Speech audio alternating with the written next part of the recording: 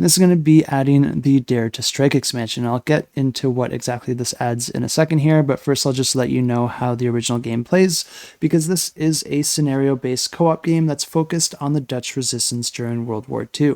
And players are going to be playing as their own unique characters with their own unique board, abilities, as well as action cards.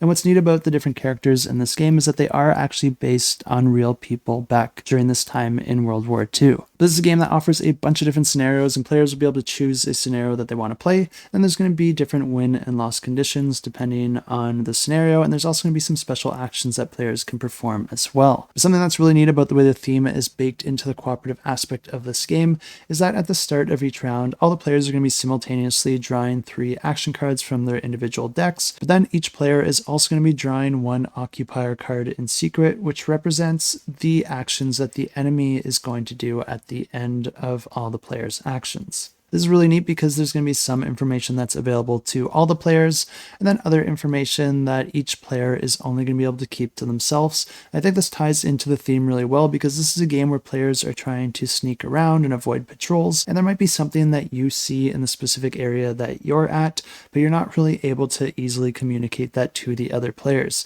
So although the players are able to discuss what they think is the best thing that they can do or what they might want the other players to do, each player still has to keep the details of the occupier card that they hold completely to themselves. But in order to actually perform actions in this game, you're going to be spending an amount of action points, and these can be provided on your various cards.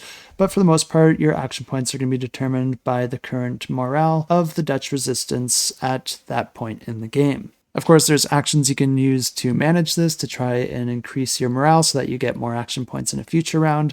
But there's also going to be a bunch of actions that allow you to move around on the board, pick up resources from one location and try to deliver them to other locations.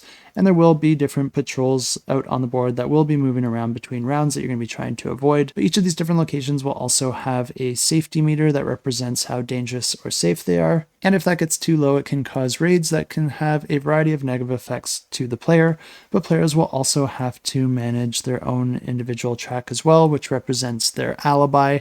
And this dictates how easy it is for you to get away with certain actions throughout the game. So that's something that you're going to want to keep up. And of course, if that gets too low, you're also going to be facing a bunch of negative effects depending on the actions that you're trying to perform. Players are going to be trying to do all this to complete the specific requirements of the scenario so that they can win the game. But any resources that players have still on them at the end of the round is going to cause some negative effects, reducing morale or raising the danger at different locations.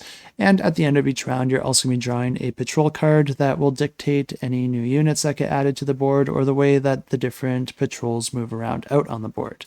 The new expansion is going to be adding a few new scenarios into the game, as well as new cards for each of the different characters. There's also going to be different modules that you can add into the game in order to make the game more difficult or even a little bit easier, allowing players to get more powerful action tokens or a higher maximum alibi or morale. But then there are cards you can mix in that add more dangerous occupiers to the roads. So if you're interested in any of this, definitely feel free to check out the campaign, and I will have it linked in the description down below.